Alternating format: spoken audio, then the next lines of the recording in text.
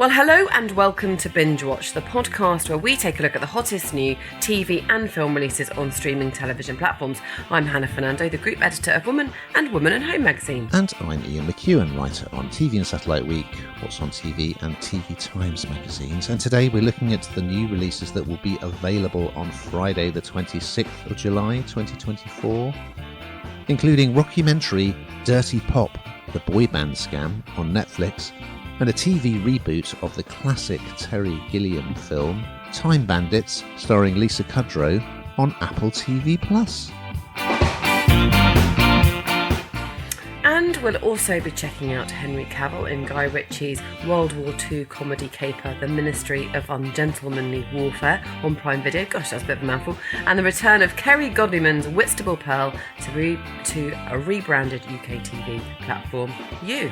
But first, Ian, what is in the news? Noel Fielding will reprise his role as a dandy highwayman in a second series of Apple TV's surreal period comedy, The Completely Made-Up Adventures of Dick Turpin. What else is in the news, Hannah? Good to see that one back. Well, Fly on the Wall series Meet the Rees-Moggs, oh my goodness me, airing on Discovery Plus later this year, will follow the home life of ex-Tory MP Jacob Rees-Mogg and his family. I feel like I know that already, what's going to happen, but anyway. There we go. God help us. We'll be reviewing that. Well, we've got a really good selection for you this week, I think. And we're going to start with, I would say, the best of the bunch, arriving on Apple TV Plus on Wednesday, the 24th of July. It's a new 10-part comedy drama series called Time Bandits. And here's a clip. Hold on. How is he here? What's going on? Your room. It's a time egress. He's never done that before. And it allows us to travel throughout the universe. Tell me who you are, or I will kill you. I am Penelope, and I am, in effect, the leader. Well, fundamentally, though, we are all equal. Yes, so Apple TV Plus, the usual drill, 2 episodes up front, then it drops weekly. I'm a big Terry Gilliam fan. I'm a big Monty Python fan. And of course, Terry Gilliam, he's made so many great films. 1981 comic fantasy Time Bandits was one of the best and had some great stars in it, quite a few of the Pythons, but also some great actors, including Sean Connery. And the Time Bandits of the title had stolen a map that allows you to sort of travel through space and time from the supreme being, and we're off on these adventures trying to rob things and with a schoolboy in tow. So yes, this is a new take on the same story. Very good child actor at the heart of it. Cal L. Tuck plays Kevin, who's a delightful, sort of quite bookish 11-year-old boy who's just really interested in history. And his mum and dad keep saying, oh, you should get on your phone, tech is the future. Anyway, so yeah, he's great, and he's a great character, and he's a brilliant young actor. Through the wardrobe in his bedroom, which is a bit Narnia-esque, isn't it? He suddenly finds himself on a beach being chased by a Viking who's being chased by some Saxons. And, well, anyway, I won't tell the whole story because that would be boring. But Lisa Kudrow from Friends, wonderful Lisa Kudrow, she plays the leader of this gang of time bandits, Penelope, and she is hilarious in this. It's the perfect role for her. She's got all these great throwaway lines, and we're just going to follow them on different adventures, including to the time when they were building Stonehenge, which Kevin is very interested in, and we see none other than Ross Noble, the comedian, as one of the builders. So yes, we're going to be whizzing through time and space. The second adventure, they're off to Troy to see the Trojan horse being wheeled into the city. Meanwhile, so the Supreme Being wants to get his map back, but also so does his nemesis, Pure Evil, that's his name, played by Jermaine Clement from Flight of the Conchords. He's very amusing in this. So yeah, this has been brought to TV by filmmaker Taika Waititi, who collaborated with Clement on What We Do in the Shadows, and also by Ian Morris, who was the co-creator of The Inbetweeners, and it was filmed in New Zealand. I was a little bit worried when I saw they were doing a TV reboot of one of my favourite films, but I needn't have been because it's absolutely great, very Python-esque. I loved it. What did you think, Hannah? Do you know what? It's a real old romp, isn't it? And I'm a massive fan of Lisa Kudrow, so I'm in, really. And she's sort of almost, it's like a Phoebe-esque role, isn't it, in some ways, where she just thinks she's super clever and super bright, but actually isn't that super bright and is just very, very funny. And she just, I don't know, she just plays the role incredibly well. So for me, I mean, there's lots of brilliance in here, but I think she is a bit of a beacon. I can't believe she's 60 years old either. She's absolutely incredible. But also the little boy, it makes me laugh having a sort of a younger family. Here we are trying to keep them off tech, and there they are trying to get him, come on, that's the future, you need to do this. Because actually that isn't reality, but it is just quite funny watching that life, and how he just, I suppose it's how, well, I imagine wanting my children to be, where their imagination is just running wild, and, just this sort of time portal opening up in his bedroom, and this kind of new world presenting itself, very Narnia, but in a completely different vein. But it's just magical, and it's fun, and the narrative's really good, the script's really good. So it just absolutely works. It really comes together. I think it's really fun, and it will be sort of a lot of people that like this, as opposed to, like often we'll say, oh, well, yeah, I think this sort of person, this demographic will like it. I think this will reach lots of people. And it's really quite different. Yeah, thumbs up from me. And by a strange coincidence, this week I've been reading the autobiography of Matthew Perry from Friends, and the foreword is written by Lisa Kudrow. Oh. Next up on Netflix, it arrived on Wednesday, the 24th of July. It's a new documentary series called Dirty Pop, the boy band scam. And here's a clip. Nobody has a better talent for developing teen pop than Lou Pearlman. Lou Pearlman. Lou Pearlman. An impresario who is in sync with the times. Often refers to himself as the sixth Backstreet Boy. He was moving all his money. He messed with a lot of people's lives. Where's my money? We were all betrayed. Sold his soul on the run from the FBI. One day there won't be a scam around boy bands. I don't know if I'll ever see that in my lifetime, or whether these sort of documentaries will sadly still be being able to be made. Because whilst this is interesting viewing, it saddens me that we're still here, because we see so many shows, don't we, now that, kind of push out these boy bands, these girl bands, they're put together, and, they end up falling out, or whatever happens. There's always some kind of story, and I suppose to a degree that's natural, putting humans together that haven't sort of naturally come together, etc., etc. But this has just got this really grotty element to it, and this kind of haunts this genre, I think, and this part of the industry, and it's really sad, and I don't understand how it hasn't been rinsed out. And I suppose it's still a ripe setting for people like Lou Pearlman, who this is based on. And most people will know the Backstreet Boys, NSYNC, huge boy bands in their day, and still you can listen to their music now. And they found huge success, they should have made a lot of money, and their talent manager was Lou Pearlman, who I just mentioned. He's a cousin, I didn't know this, he's a cousin of the singer Art Garfunkel. So loads of influence, probably a bit of nepotism too, thrown into the ingredients, but he is somebody who people kind of respected, and he was a huge mogul. I suppose these days you've got people like Simon Cowell, other big hitters that come in and do something like this and make lots of money. But behind the scenes, he wasn't a good person. He was taking their money. He was heading up this. He was actually convicted of running the Ponzi scheme, which will, those kind of pyramid schemes that people will have heard of. And 25 years this guy got in prison, and I'm still not sure, even after watching this, how much more we don't know, because he died after 8 years in jail. And I sometimes think that's a bit of an early cop-out, isn't it? Because what more was to come to light? But this does show you the kind of very dark side of this part of the industry. It's incredibly authentic. Of course it is, because it's true and it's real, and you are speaking to the very people who were involved in this, who had first-hand experience. It's undeniable. And this financial fraud is just horrendous, because there are these kids, we all don't mind working really hard, but you should be remunerated for that, right? You should be getting, they should be making big, they should be loaded.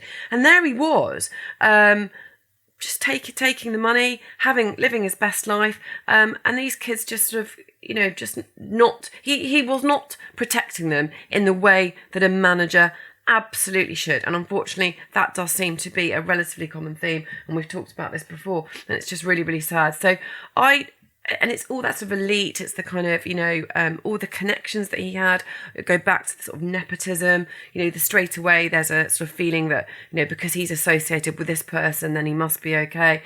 And it's just, I don't know, it really saddened me to watch it, albeit not entirely unsurprising. But I didn't know a lot of I didn't know kind of the level to which he went. And this sort of fake it till you make it attitude, which again, we see a lot of. It's really, really interesting and really sad. And I just think, sadly, this won't be the last documentary of its kind, frankly. I'm sure there's many more to come. But it is sad that in 2024, this, this was a while ago, clearly, but that we still think, this sort of thing goes on. So very, very interesting. I really enjoyed it, particularly because, these boy bands were of my era. I knew them, and you just assumed they were making loads and loads of cash, and they weren't. So, yeah, I did find it very interesting, but tainted by quite a lot of sadness, really. What did you think, Ian? It was a very interesting watch, and it'd make a great film, actually, this story. Yeah, Pearlman, it's quite a weird backstory, because he'd made his money in blimps, or airships, as we call them. And then he decided to go into the pop music business. And I was interested to hear the backstories of the bands. So there's Backstreet Boys and NSYNC, which famously had Justin Timberlake in it. But then there are these other bands that he launched, quite a few others, and solo artists. And at one point, Britney was on his books in a girl band. And I assumed it would be something to do with perhaps sexual abuse or that sort of thing, but it isn't to do with that, or certainly not, doesn't appear to be. So as well as the backstory of how he put the bands together, which is interesting, and like they're rehearsing in this sort of airship hangar, and he's taken them around schools to perform. That's his sort of business model. And then Backstreet Boys initially made it in Germany. Anyway, the story unfolds, and it turns out that the way he's been funding this operation is highly dodgy. Perhaps the strangest thing about the series is, and I don't know why they did this, so he wrote a book, Pearlman, and there are these sequences where he appears to be speaking lines from his own book, but that's actually a deep fake. It's been done, they've kind of manipulated video footage of him and the audio and made it look as if he's saying these things, which is a bit unsettling as well, considering this is all about a big fraud. So yeah, it's a very good story and a fascinating watch. Over on Prime Video, arriving on Thursday, the 25th of July, we have a new feature film called The Ministry of Ungentlemanly Warfare. And here's a clip. Gus March Phillips, I have a mission I want you to lead. Thank you, Sergeant. What's the plan? To neutralize the German U-boats in the North Atlantic. We're losing the war. Hitler is not playing by the rules, so neither are we. Guy Ritchie. What is it with Guy Ritchie and Gentleman? He seems very intrigued by Gentleman, doesn't he? This is the latest offering from him with Gentleman in the title. It's a World War II kind of action caper, I guess you could call it. And it stars Henry Cavill from The Witcher. Based on a true story, I should add. He plays Gus March Phillips, who is recruited by Winston Churchill. See if you recognise who's playing Winston Churchill, because I didn't. And of course, famously, Gary Oldman was virtually unrecognisable as Churchill in The Darkest Hour. So yes, Churchill and Ian Fleming as well, the creator of James Bond, recruit Gus and a sort of his band of rogues to... The problem is that in the war, the German U-boats are basically sinking everything that tries to cross the Atlantic. So unless this problem can be tackled, we're going to lose the war. So yes, in his motley crew, you have Alan Rickson, who of course played Reacher in the TV adaptation of those books. He plays the muscle-bound Danish naval officer Anders Lassen. It starts very promisingly. So we see Lassen and Phillips on a sailing boat. They're being boarded by some evil Nazis, and they're pretending to be Swedish fishermen. It's quite Tarantino-esque, and I kind of think that's partially what Ritchie was aiming at with this. It's got a touch of Inglourious Bastards about it. So yeah, that's a great scene, and you think, oh, this is going to be good value. There's a very high, incredibly high body count, and there are just endless sequences where people are just strolling about nonchalantly killing Germans, hundreds of them, which I grew a little bit tired of. Also, there are the mission has to change a couple of times when new information comes to light, but it does come to light in rather unconvincing ways, I have to say. So I'd say this is kind of like, I don't know, Tarantino light. It's perfectly watchable. I mean, I do enjoy most of Guy Ritchie's stuff, and there's plenty in this which will entertain you.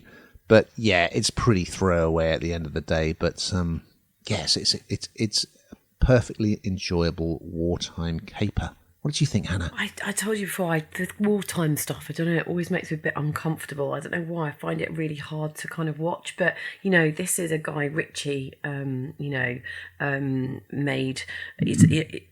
and produced by him. It's I don't know, it's got kind of a certain appeal, I think, because he's done it, and he brings a sort of je ne sais quoi to things, I think, sometimes. It's massively action-packed, as you'd expect it, and also the kind of...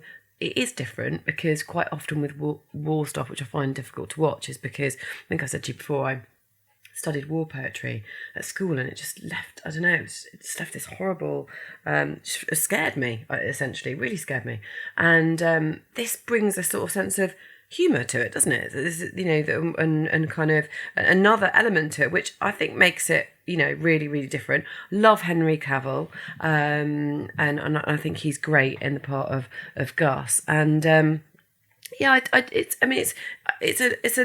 a loose basis, it's loosely based on reality, as opposed to kind of this exactly. But I think it's quite informative as well. So I felt like, as though it's funny, as well as being funny, I also learned something from it as well, which I think is good. I just felt it was a very different offering for something that was war focused. We're going to finish on You, which is the rebranded streaming service that was previously UK TV Play, with the return of crime drama Whitstable Pearl, which arrived on Thursday the 25th of July, was previously shown on Acorn TV and stars Kerry Godliman. And here's a clip. I'm Pearl Nolan, I'm the private detective. I ain't got time for this. I've got a murder in Sheppey, a pub robbery in Canterbury. You look like you need a beer. Thanks, I think. Oh, you can't stop this. There's a child missing. We can't afford to get this wrong. Then trust me. Clock's ticking. So I'm really glad this is back. I enjoyed it first time round, and I've enjoyed what I've seen of this second time round. And it's not a surprise to me it's come back, because she, again, brings something very different to a part. We kind of all know her from playing alongside... Ricky Gervais in those, those early days of, oh God, what's it called, Ian? Afterlife. We all remember her playing the part alongside Ricky Gervais in Afterlife. And, you can sort of see her spirit and who she is sort of shines through in every part she plays. But she's razor sharp in this. She's really funny. And what I love is that even the most kind of hard people to break, if you like, kind of the strongest, we're doing this, she gets through. She will break them in her own way, which is a very lovable way. It's set in Kent, and it's for me, it wasn't just the same of what we've just had, although essentially the premise is similar. It brought something new to the party, and I can see this potentially running, like a series that we talk about in 5 years' time that just keeps going, because the script is really good. I think I wouldn't be surprised if she just goes off script and almost like creates her own lines, because it comes so naturally to her, and I just think that the chit chat, the banter between everybody is brilliant. But yet underpinning that is a real story of focus, of trying to find a criminal. She is this seaside sleuth. She is this person who just knows everyone and everything about this place and was really helpful. And she's just fobbed off every time. But every time she knows better than the professionals. And it's more of what you had last time, but it's different. And I can't really explain that in any better way or articulate myself in any better way than that, other than the fact that if you enjoyed it first time, you'll definitely enjoy it. Yeah, I didn't really want to like this, but I can't help myself. And a lot of that is due to Godlyman, because she's just incredibly charismatic in the lead role. And they have done a lot less about her running a restaurant, which I kind of felt sat uneasily with her doing her private detective work.